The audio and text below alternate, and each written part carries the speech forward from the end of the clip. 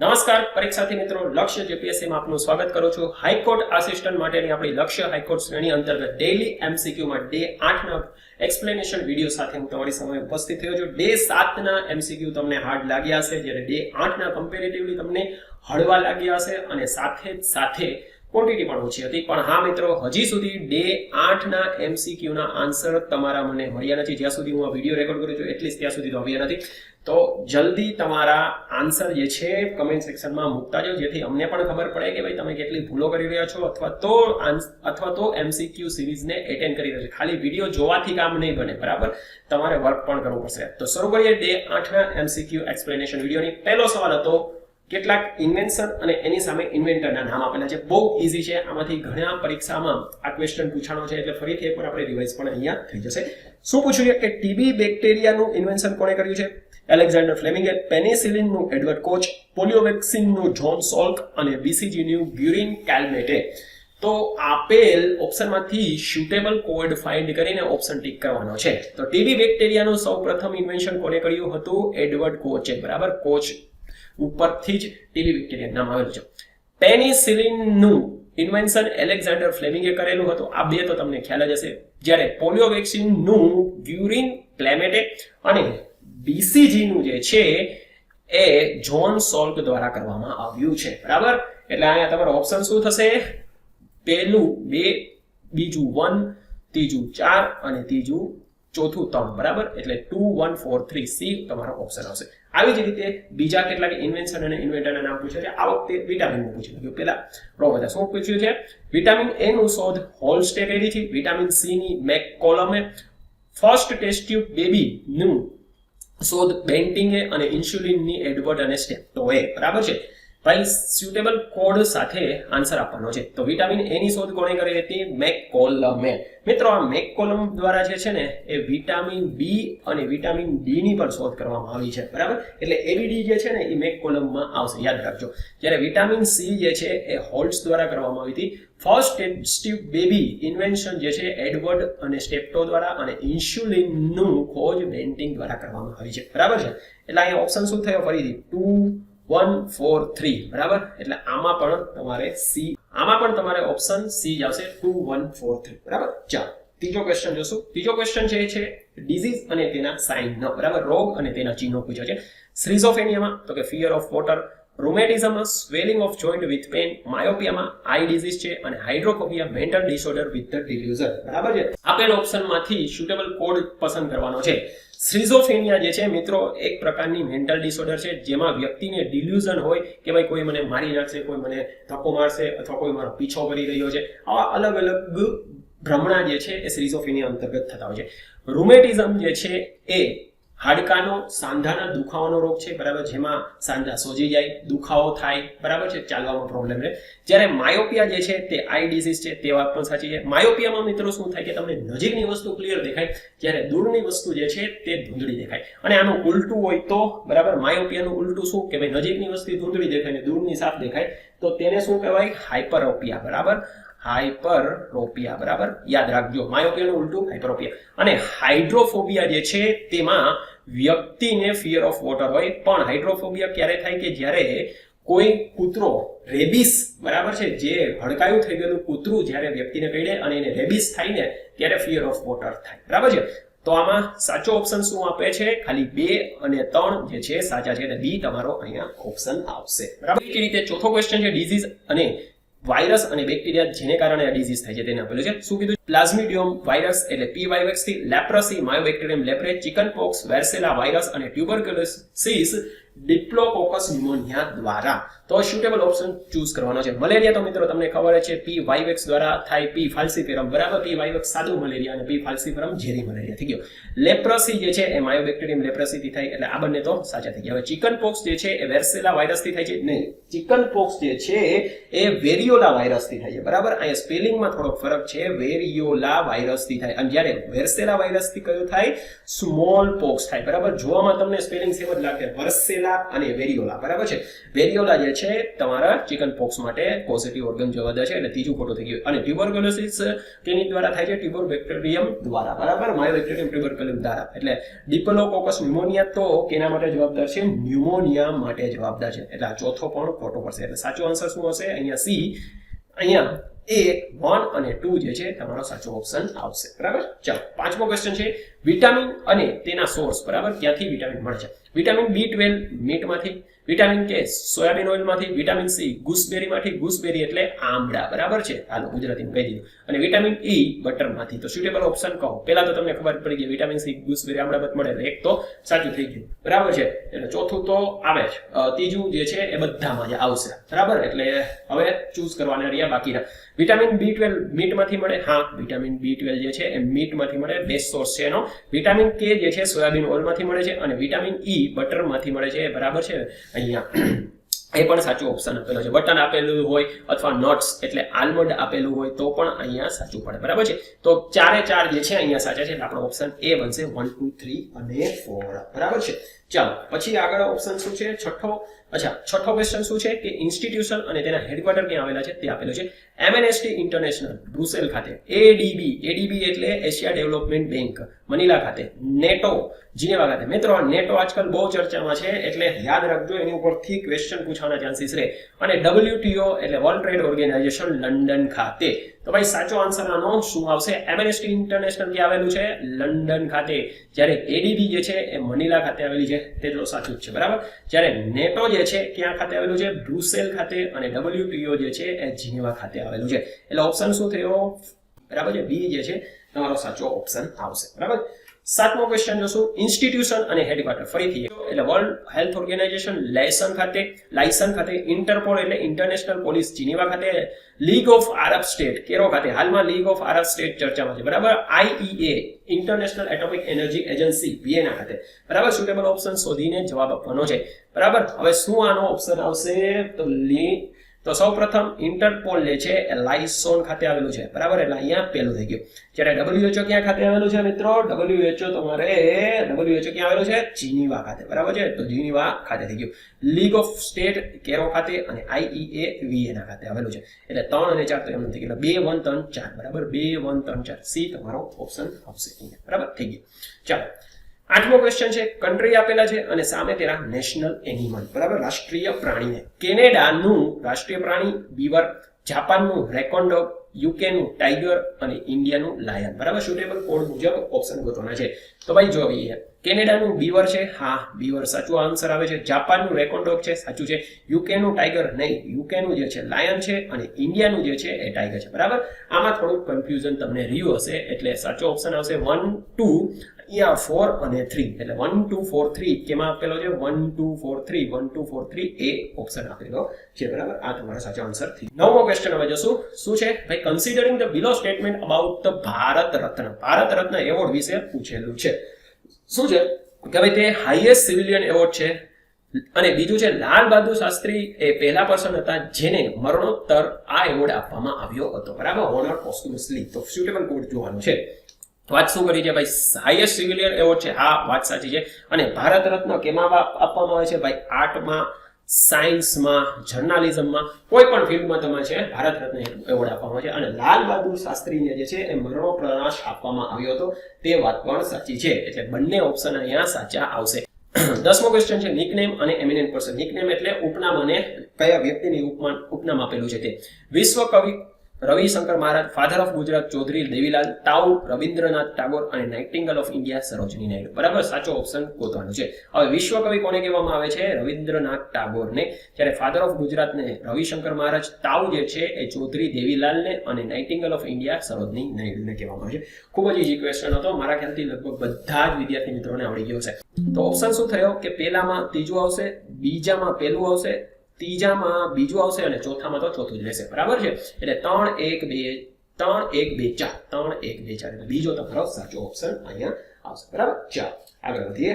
Considering the below statement about the constitutional assembly. Constitutional assembly વિશે આપેલ ઓપ્શનમાંથી આપેલ statement એટલે નિવેદનને ચકાસવાના છે. શું કહ્યું છે?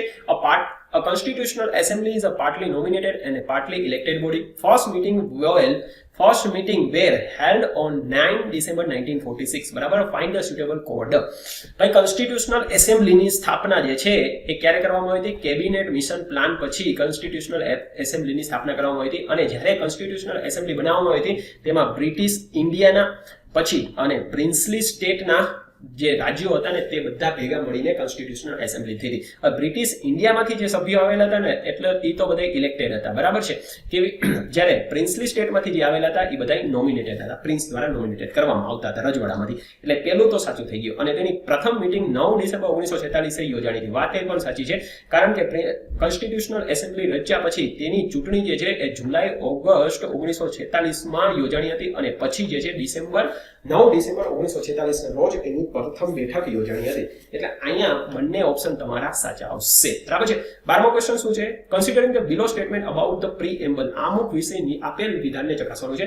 Preamble was amended by 14th Constitutional Amendment Act અને word socialist, secular and integrity were added.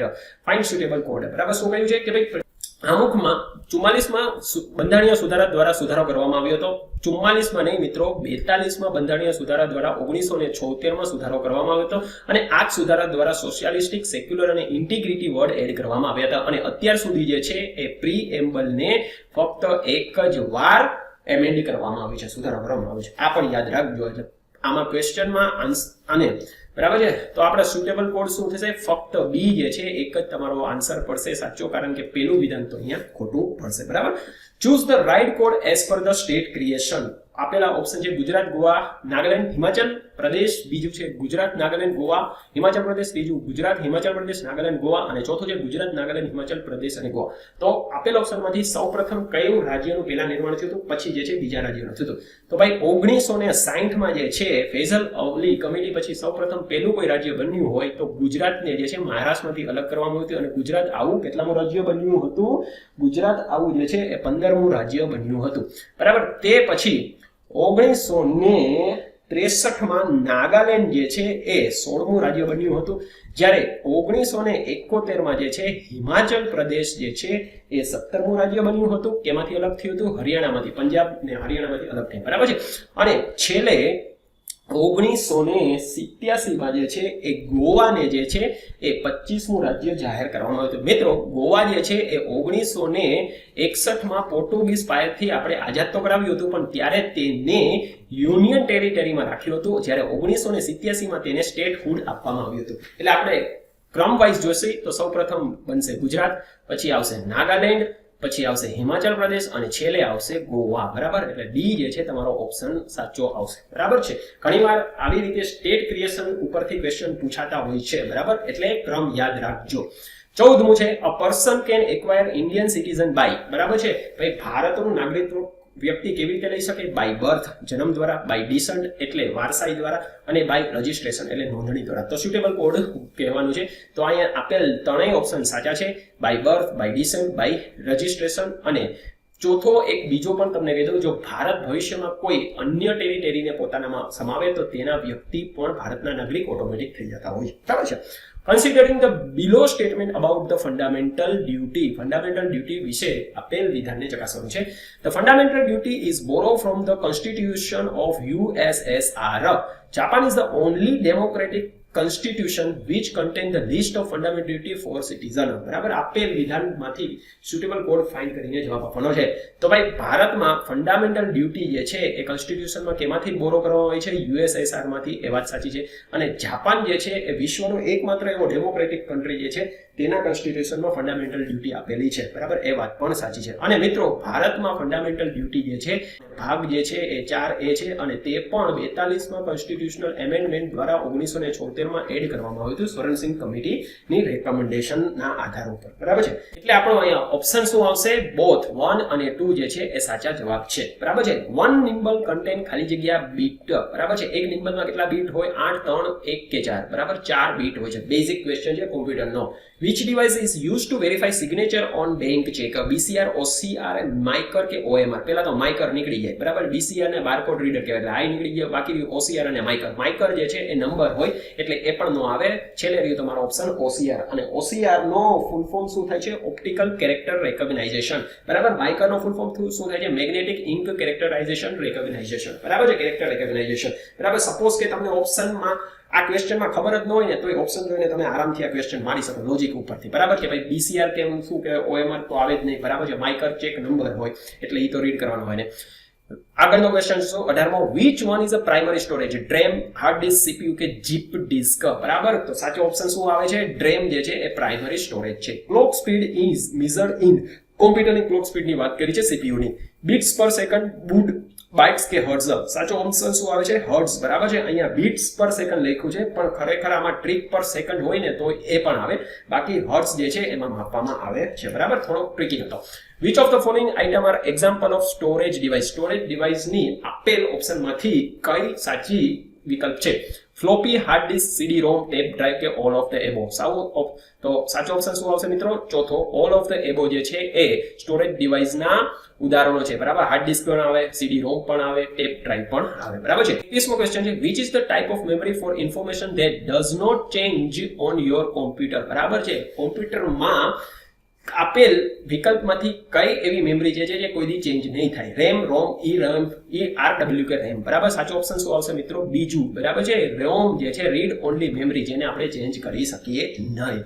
Memory which is closest to CPU is called RAM, ROM, virtual memory કે cache memory? બરાબર. સાચો ઓપ્શન શું છે મિત્રો? ચોથું, cache memory જે છે એ CPU ની ક્લોઝેસ્ટ મેમરી કહેવામાં આવે છે, બરાબર છે. 23મો ઓપ્શન છે micro processor technology ઇન્ટ્રોડ્યુસિંગ first generation, second, third કે ફોર્થ? તો હવે ઓપ્શન જોશું. પહેલું છે ફર્સ્ટ જનરેશન. ફર્સ્ટ જનરેશનમાં કઈ ટેકનોલોજીનો યુઝ કરવામાં આવ્યો હતો? વેક્યુમ ટ્યુબનો. જ્યારે સેકન્ડ જનરેશનમાં તમારે ટ્રાન્ઝિસ્ટરનો ઉપયોગ કરવામાં આવ્યો હતો, બરાબર છે. થર્ડ જનરેશનમાં ઇન્ટિગ્રેટેડ ચિપ, અને ફોર્થ જનરેશનમાં માઇક્રો પ્રોસેસર અથવા સિલિકોન ચિપ પણ એને તમે કહી શકો, બરાબર છે. આ બેઝિક આપણે જ્યારે કોમ્પ્યુટર વિશે ચર્ચા કરી હતી ને, કેટલા ટાઈપના જનરેશનના કોમ્પ્યુટર છે, ત્યારે મેં તમને વાત કરી હતી. અને માઇક્રોચિપ જે છે ને ઇન્ટિગ્રેટેડ સર્કિટની ડિસેન્ડન્ટ છે, બરાબર. યાદ રાખજો. એટલે ચોથો તમારો સાચો ઓપ્શન આવશે. 24મો ક્વેશ્ચન છે computer is a combination of analog અને ડિજિટલ કોમ્પ્યુટર? બરાબર. આપેલ ઓપ્શનમાંથી કઈ કોમ્પ્યુટર જે છે એનાલોગ અને ડિજિટલ કોમ્પ્યુટરનું કોમ્બિનેશન છે? Micro computer, mini computer, hybrid કે મેઇન ફ્રેમ? બરાબર. સાચો ઓપ્શન શું આવશે? 3, હાઇબ્રિડ કોમ્પ્યુટર. આની પહેલા પણ મેં તમને વાત કરેલી છે. Synonym of word admonish. Admonish શબ્દનો સમાનાર્થી શોધવાનો છે. એન્કરેજ, એમ્બોલ્ડન, રીબુક કે પ્રાઇસ? હવે એડમોનિસનો ગુજરાતી શું થાય? ઠપકો આપવું, બરાબર છે. તો અહીંયા એન્કરેજ, એમ્બોલ્ડન અને પ્રાઇસ આવે? નો આવે. રીબુક જે છે તે એનો સાચો સિનોનિમ છે. અથવા તો અહીંયા રીબુકની જગ્યાએ તમે રિપ્રિમાઇન્ડ પણ લખેલું હોય ને તો તે પણ જે છે એ ઠપકાનું સમાનાર્થી થાય છે, બરાબર. જ્યારે એન્કરેજ, એમ્બોલ્ડન અને પ્રાઇસ જે છે તે એન્ટોનિમ છે, બરાબર. વિરુદ્ધાર્થી શબ્દો છે. 26મો છે સિનોનિમ ઓફ વર્ડ એક્રીડ. બરાબર. એક્રીડ નો સમાનાર્થી શબ્દ શોધવાનું છે. સ્વીટ, માઇલ્ડ, એડમાયર કે પંજન્ટ? હવે એક્રીડ ને ગુજરાતીમાં શું કહેવામાં આવે? એક્રીડ ને ગુજરાતીમાં કડવું અથવા તીખું, બરાબર છે, કહેવામાં આવે છે. તો સ્વીટ સિનોનિમ થાય? નો થાય. માઇલ્ડ થાય? નો થાય. એડમાયર એટલે કોઈને તમે પ્રશંસકો, તેને એડમાયર કહેવાય, એટલે એ પણ ન થાય. તો પંજન જે છે તેનો સમાનાર્થી શબ્દ થશે, બરાબર છે. Story of one life written by oneself known as autobiography, biography, self biography કે બિબિલોગ્રાફી? બરાબર. પોતાની જ વાર્તા પોતાના દ્વારા લખવામાં આવે તેને ઓટોબાયોગ્રાફી કહેવામાં આવે. જ્યારે બીજા દ્વારા લખવામાં આવે તેને બાયોગ્રાફી કહેવામાં આવે. જ્યારે સેલ્ફ બાયોગ્રાફી નામનું કોઈ હોય જ નહીં, અને બિબિલોગ્રાફી તો જે હિસ્ટ્રી વિશે ચર્ચા કરતા હોય તેને કહેવામાં આવે છે, બરાબર છે. એટલે ઓટોબાયોગ્રાફી. 28મો છે killing of sister known as a sororicide, fratricide, uxoricide કે ફિટીસાઇડ? બરાબર. શું ઓપ્શન આવશે મિત્રો? સોરોરીસાઇડ જે છે એ પોતાની બહેનની હત્યા કરે તેને કહેવામાં આવે. યુક્સોરીસાઇડ કોને કહેવામાં આવે? વાઇફની હત્યા કરે તેને. જ્યારે ફિટીસાઇડ જે છે એ ફિટસ, બરાબર, ગર્ભમાં રહેલ ભ્રૂણની હત્યા થતી હોય ત્યારે તેને ફિટીસાઇડ કહેવામાં આવે છે, બરાબર છે. 29મો ક્વેશ્ચન છે a remedy for all ill known as a paracetamol, penicillin, antibiotic કે એન્ટીબોડી? ભાઈ આનું ગુજરાતી શું થાય? કે એવી દવા જે બધા જ રોગની એક જ હોય, જેને આપણે ગુજરાતીમાં રામબાણ દવા કહીએ ને, ઇંગ્લિશમાં એને શું કહેવામાં આવે? પેનેશિયા, બરાબર છે ભાઈ, રામબાણ ઇલાજ. તો મિત્રો આજના ડે 8 ના આપણે MCQ ને જોયા, બરાબર. હવે તમારા ક્વેશ્ચન, હવે તમારા આન્સર જે છે તમે જરૂરથી શેર કરજો, અને ડે 9 માટેની MCQ ની PDF તમને વિડીયોના લિંકમાં ઉપલબ્ધ કરાવી દેવામાં આવી છે, તો જરૂરથી એને એટેમ્પ કરજો અને તમારા આન્સર મને શેર કરજો. બરાબર, ફરી આપની સમક્ષ એક નવા વિડીયો સાથે હાજર થઈશ. ત્યાં સુધી આપના અને આપના પરિવારનો ખ્યાલ રાખજો. સ્વસ્થ રહેજો, સુરક્ષિત રહેજો. Keep watching, keep learning. Vande માતરમ.